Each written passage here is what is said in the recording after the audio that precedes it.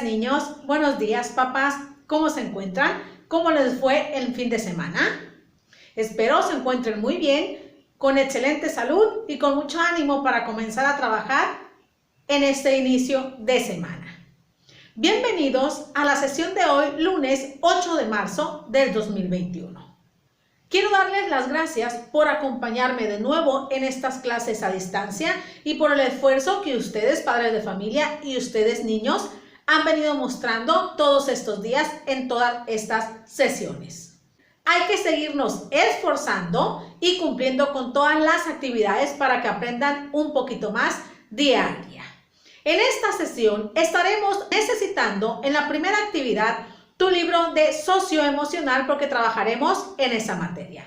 En tu segunda actividad estaremos necesitando la guía porque trabajaremos con formación cívica y ética. En la tercera actividad estaremos trabajando con matemáticas y tú necesitarás tu libro de matemáticas de la SEP. Reúne tu material, por favor, para que no te me distraigas y tengas todo a la mano. Si tienes alguna duda, puedes contactarme y yo te ayudo con mucho gusto. Recuerda que las evidencias deben tener tu nombre, fecha, título e instrucciones y deben de ser claras y legibles para podértelas calificar. Las estaré esperando en el transcurso del día. Te deseo muchísima suerte. Vamos a comenzar. Concéntrate.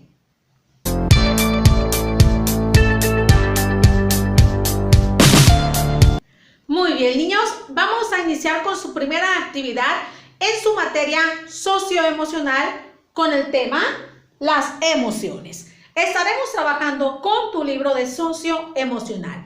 El objetivo de esta clase es que tú identifiques algunas respuestas emocionales asertivas ante algunas situaciones que nos pasan día a día o ante tus emociones que experimentas a menudo. Pero antes de iniciar la clase, quisiera hacerte algunas preguntas.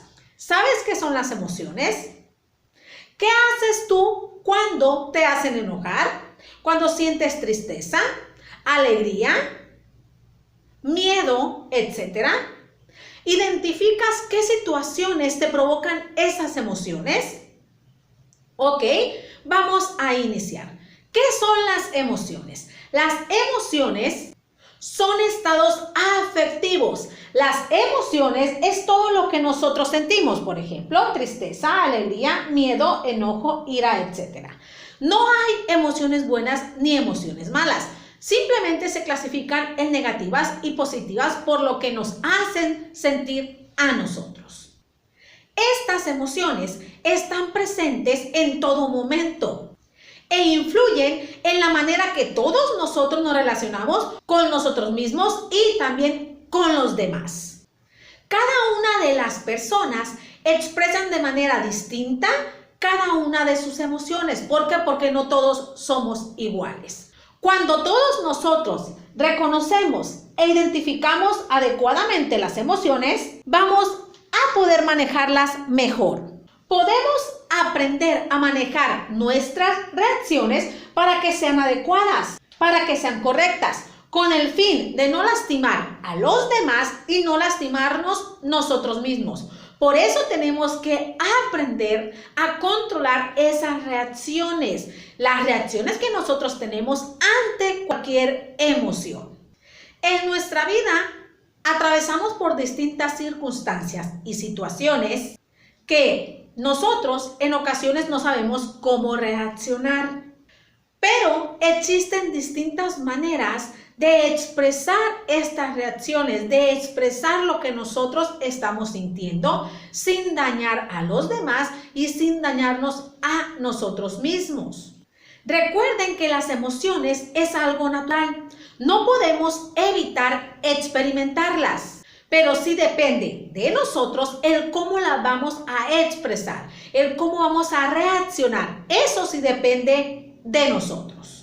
Tu tarea aquí es encontrar la mejor forma o la mejor manera de dar a conocer lo que tú sientes, de reaccionar ante cualquier situación. Esa es la tarea que tenemos cada uno de nosotros.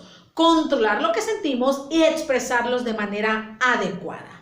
Será tu responsabilidad el expresar una respuesta emocional asertiva. ¿Qué es una respuesta emocional asertiva? Esta es la manera como tú expresas esa emoción, ya sea con gestos, o sea, con la cara, ya sea con acciones que tú realices o con palabras. Estas son las maneras en las que nosotros podemos expresar nuestra emoción. Eso es una respuesta emocional, pero recordemos que debe de ser asertiva, que es asertiva adecuada. Recordemos que las emociones son naturales. Nosotros no decidimos qué sentir ni tampoco lo planeamos. Hay momentos de la vida que nos causan tristeza, enojo, alegría, ira, etc. Cada uno de esos momentos va a causar distintas emociones en las personas, pero sí depende de ti elegir qué hacer o cómo reaccionar. Algunas de las respuestas emocionales asertivas que se recomiendan son las siguientes, pero antes te digo que no son todas. Hay muchas otras más respuestas emocionales que tú puedes utilizar. Una de ellas es hablar con alguien sobre lo que está sucediendo. ¿Para qué? Para que tú desahogues tu sentir. Otra sería escribir una carta o escribir algún libro. Con eso tú expresas lo que sientes, expresas tu emoción de manera adecuada. Otra respuesta emocional asertiva sería retirarte y reflexionar, guardar silencio, observar lo que pasa, expresar tu opinión, hacer alguna actividad física o alguna actividad artística, respirar profundo, llorar, etc. Cada uno de nosotros puede encontrar alguna respuesta emocional asertiva para expresar esa emoción. Eso dependerá de las experiencias que hayamos vivido o las circunstancias en las que estemos. No todos vamos a reaccionar de la misma manera. No todos vamos a tener la misma respuesta emocional, ya que cada uno tiene distintos sentimientos y distintas maneras de expresar las emociones. Solo hay que reflexionar que sea la más adecuada para ti y para las personas que te rodean. Recuerden, niños, que todos los días vivimos experiencias y situaciones que nos generan distintas emociones en nuestra vida. Pero tú decides cómo reaccionar. Tú eres el indicado para decidir cómo vas a expresar esa emoción, pero sin afectar a los demás y sin afectarte a ti mismo. Recuerda que es muy importante expresar tus emociones de manera adecuada para que las personas sepan qué es lo que tú estás sintiendo ante esa situación. ¿Sale? Bien, niños, espero mis explicaciones te hayan servido para comprender cómo podemos nosotros expresar nuestras emociones mediante una respuesta emocional asertiva. Ahora nos vamos a pasar a la actividad. Hay que poner atención. Para realizar esta actividad, te ubicarás en tu libro de socioemocional, página 26 y 27. En la página 26, en el punto número 1, te mostrarán dos escenarios para cada situación. Vas a encerrar la situación que según tu criterio sea la más adecuada y vas a explicar por qué consideras que sea la más adecuada. Tienes que observar las tres situaciones y tú identificar qué respuesta es la más adecuada para esa situación. En el punto número 2, vas a subrayar tres respuestas emocionales saludables para ti y para tu entorno.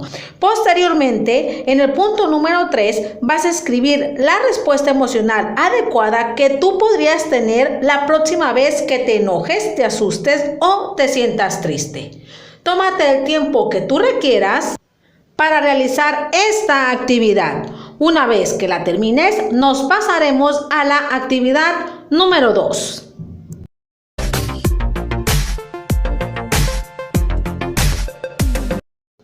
Excelente, niños, vamos por su actividad 2 en su materia Formación Cívica y Ética con el tema La democracia en la escuela. Para esta actividad ustedes necesitarán su guía Aplicados. El objetivo de esta clase es que tú identifiques qué es la democracia, cuándo la podemos utilizar y algunos métodos que podemos llevar a cabo para utilizar la democracia. Antes de iniciar la clase quisiera hacerte algunas sencillas preguntas. Para ti, ¿qué es la democracia? ¿La has utilizado en la escuela, en tu casa o en la calle? ¿Para qué? Bueno, vamos a iniciar. Hay que concentrarse, por favor. Todos nosotros formamos parte de una familia, de una comunidad y de la escuela. En cada uno de los grupos nosotros podemos expresar nuestras opiniones y participar de diferente manera. Cuando hay un problema, tanto en tu familia, en tu escuela o comunidad, todos podemos opinar para llegar a una solución a ese problema. Todos podemos opinar para proporcionar soluciones que beneficien a la mayoría de las personas. En nuestra escuela también podemos utilizar la democracia, pero ¿qué es la democracia? La democracia es el derecho que tenemos a elegir. Nos permite expresar nuestras opiniones sobre algún tema, problema o situación.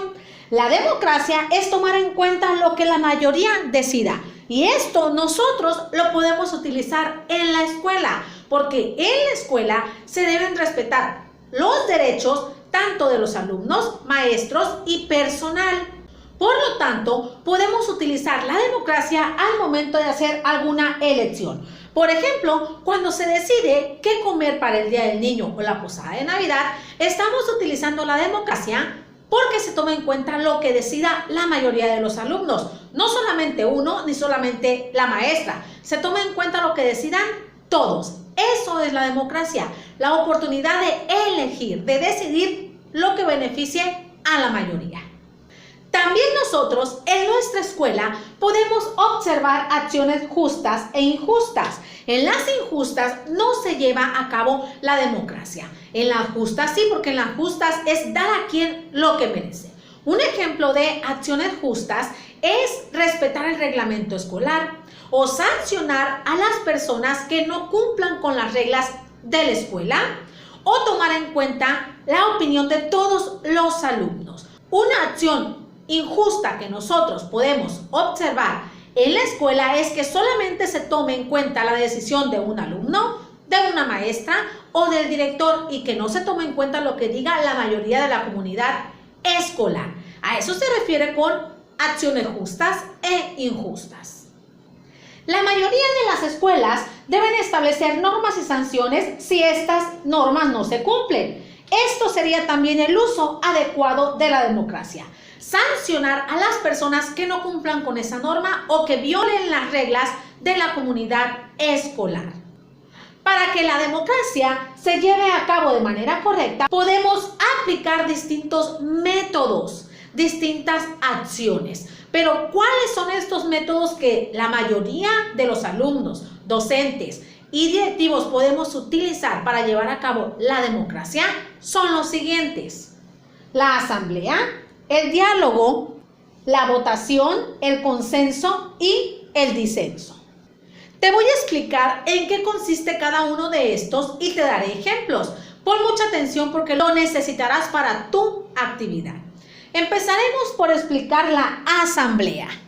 Esta es una reunión para discutir las posibles soluciones y llegar a tomar una decisión entre todos. Recuerden que es una reunión donde se proponen soluciones. Un ejemplo es cuando en grupo, ya sea de alumnos, de maestros o de directivos, se proponen soluciones a un problema y entre todos llegan a esa solución. Eso es la asamblea, cuando se reúnen y entre todos proponen soluciones.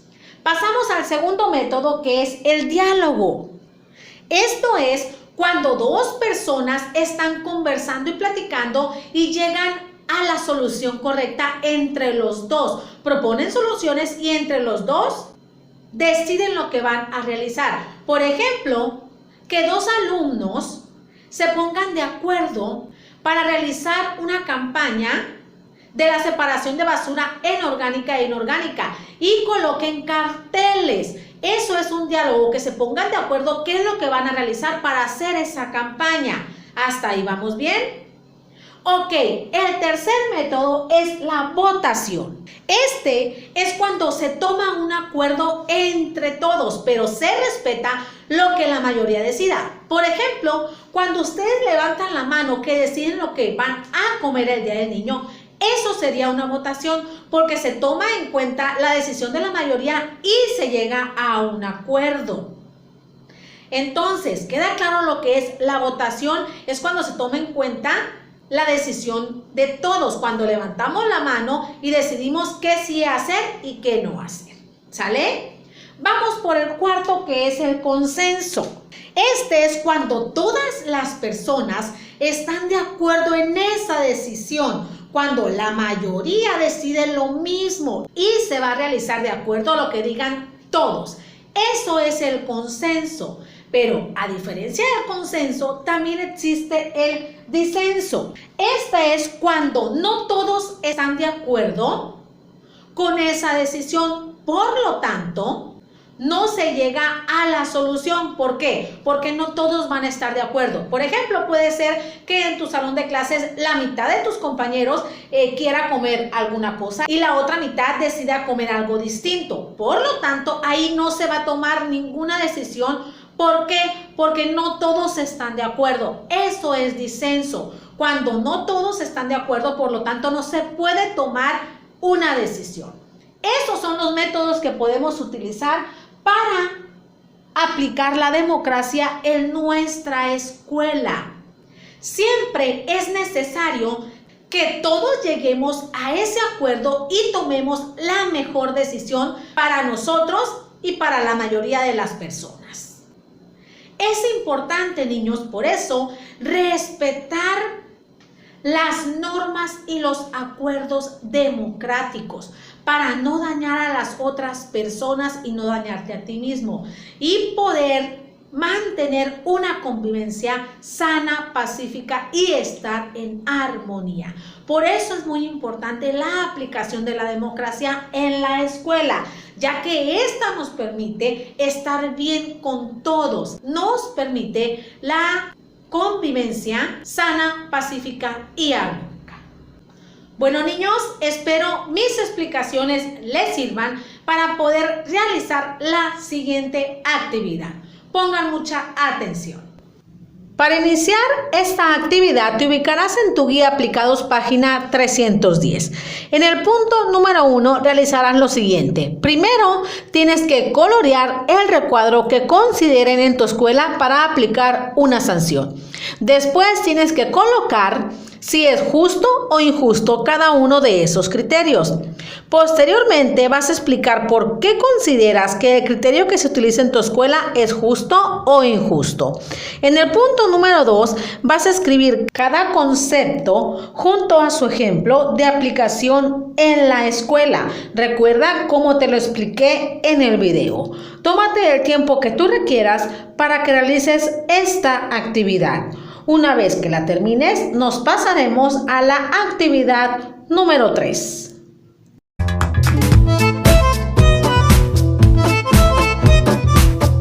Excelente, niños, vamos por su actividad número 3 en su materia de matemáticas con el tema factor constante de proporcionalidad.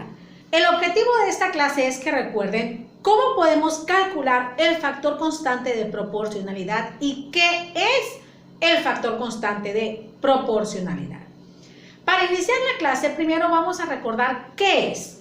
Recordemos que el factor constante de proporcionalidad es cuando un valor es proporcional al otro, que si un valor se multiplicó por 2, el otro valor también se va a multiplicar por 2 porque van a ser proporcionales, son sucesiones. Si un valor se va a ir multiplicando por 5, el otro también va a ir por 5. El factor constante de proporcionalidad, la característica es que si en una columna el valor va subiendo, en la otra columna también va a ir subiendo. Que si en una columna va disminuyendo, también en la otra va a disminuir. Eso es el factor constante de proporcionalidad. ¿Sale? ¿Hasta ahí vamos bien? El factor constante de proporcionalidad, como dijimos, que se podía calcular.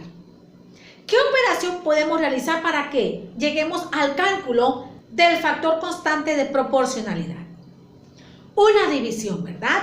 Tenemos que dividir los dos valores completos que nosotros tenemos. Y con esta división vamos a saber cuál es el factor constante de proporcionalidad. Pero también, si no queremos realizar la división, podemos preguntarnos nosotros, este primer valor, ¿por qué otro número lo puedo multiplicar para que resulte el siguiente valor? 2 por cuánto nos va a acercar a 8. También así podemos calcular el factor constante de proporcionalidad, pero la división nos ayuda a llegar directamente a el resultado. ¿Sale? Hasta ahí vamos bien con el factor constante de proporcionalidad. Aquí les muestro un ejemplo como el que van a realizar en la actividad de su libro de la SEP, porque eso es lo que vamos a utilizar para esta actividad. Tenemos dos columnas. Lo que vamos a realizar aquí es encontrar el factor constante de proporcionalidad de estos valores. ¿Por cuánto tengo que multiplicar estos números para llegar a estos? ¿Qué operación dijimos que íbamos a realizar? Una división. Lo que ustedes pueden realizar aquí más fácil es identificar el valor más pequeño, que es 2, y agarrar esos dos valores, tomar esos dos valores. Cuando los dividan, el factor constante de proporcionalidad va a ser el cociente de esa división. Quiere decir que el cociente de esta división va a ser el factor constante de proporcionalidad de todos los números. Quiere decir que este resultado es el que nos va a ayudar a encontrar este resultado de acá. Vamos a empezar con la división. 2 por cuánto nos acerca a 8 o nos da 8. A ver, fíjense en la tabla del 2. 2 por cuánto nos lleva a 8. Ok. 2 por 4, 8. Ahí está. Quiere decir que el factor constante de proporcionalidad de esta tabla es 4. ¿Por qué? Porque estos números se van a multiplicar por 4 para llegar a estos otros. Vamos a comprobar. 2 por 4, 8. 5 por 4, 20. 10 por 4, 40. 3 por 4, 12. 4 por 4, 16. Quiere decir que sí estamos en lo correcto con el factor constante de proporcionalidad. Así se va a calcular el factor constante de proporcionalidad en su actividad. Les explico otro ejemplo para que no se les dificulte. Aquí tenemos un segundo ejemplo. ¿Qué es lo que vamos a realizar? Calcular el factor constante de proporcionalidad de estos valores y colocarlo en la línea. Lo que nosotros vamos a identificar primero, ¿cuál es el valor más pequeño? A ver, 3. Quiere decir que vamos a tomar estos dos valores para realizar la división y que el factor constante de proporcionalidad nos dé exacto, sin necesidad de estar multiplique y multiplique. Vamos a realizar la división para calcularlo. 3 cabe en el 2, no, ¿verdad? Porque el 3 es más grande. Quiere decir que vamos a agarrar los dos numeritos. 3 en el 21 sí cabe. ¿Cuántas veces? Un número que multiplicado por 3 nos dé 21. Fíjense en la tabla del 3. 3 por cuánto nos da 21. 3 por 7. 3 por 7 es igual a 21. Ahí está. Quiere decir que el factor constante de proporcionalidad de todos estos valores es 7 y lo vamos a comprobar a ver si estamos en lo correcto, a ver si no nos equivocamos. 3 por 7, 21. 10 por 7, 70. 7 por 7, 49. 5 por 7, 35. 8 por 7, 56. Quiere decir que estamos en lo correcto. Así ustedes van a calcular el factor constante de proporcionalidad en su actividad con la división del valor más bajo para que se les facilite más, así como yo lo realicé. Y cuando lo encuentren, si quieren hacer la comprobación, lo pueden hacer. Y después colocar el numerito que resulta como factor constante de proporcionalidad. No se les olvide colocarlo en la niña, ¿sale? Espero esta explicación te sirva para que realices la siguiente actividad. Pon atención. Para realizar esta actividad te ubicarás en tu libro de matemáticas de la SEP en la página 76. Tienes que calcular el factor constante de proporcionalidad de las 3 tablas que ahí te muestran. Recuerda cómo te lo expliqué en el video, así lo tienes que encontrar en esta actividad. Tómate el tiempo que tú requieras para realizar esta última actividad. Excelente, niños, han cumplido con su clase. Excelente, niños, muchas gracias por haberme acompañado hasta aquí en esta clase. Les mando un fuerte abrazo y un beso de parte de su maestra que los quiere y los extraña. Espera verlos muy pronto en clases presenciales. Cuídense mucho y cuiden a su familia. Nos vemos el día de mañana. Que tengan un excelente día. Bye.